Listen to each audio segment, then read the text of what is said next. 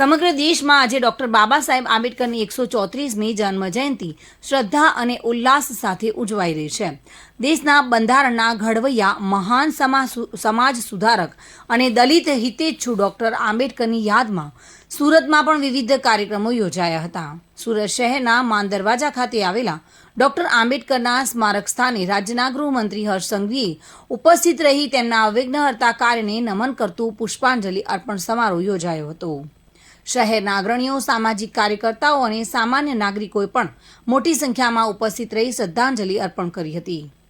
જો કે આ અવસરે ગૃહમંત્રી હર્ષ સંઘવીએ જણાવ્યું હતું કે બાબા સાહેબ આંબેડકર જે બંધારણ આપ્યું તે આજે પણ દેશના લોકશાહીનું સૌથી મજબૂત પાયાનું કામ કરે છે.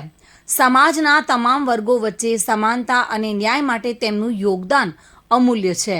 તેમણે તમામ નાગરિકોને આ દિવસની શુભેચ્છાઓ પાઠવી અને સમાજમાં શાંતિ, એકતા અને સમરસતાનો સંદેશો આપ્યો હતો. જન્મજયંતિ નિમિત્તે શહેરના વિવિધ વિસ્તારોમાં રેલીઓ, સૂત્રોચ્ચાર અને સાંસ્કૃતિક કાર્યક્રમો પણ યોજાયા હતા. આ સ્થળે જય ભીમના નારાઓ ગુંજ્યા અને જબ તક સૂરજ ચાંદ રહેગા, બાબા તુમારા નામ રહેગા જેવી પ્રેરણાદાયક લાઈનો લોકોના હોઠે હતી. આ અવસરે વિવિધ સમાજસેવી સંસ્થાઓએ પણ ડોક્ટર આંબેડકરની વિચારધારાને યાદ કરીને ભવિષ્યની પેઢીઓને તેમના માર્ગ પર ચાલવા માટે પ્રેરણા આપતી પ્રવૃત્તિઓ યોજી હતી.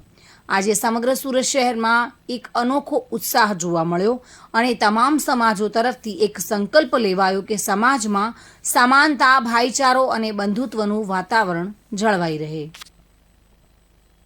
સુનિલ ગાંજાવાલા સાથે bureau report, today Gujarati news.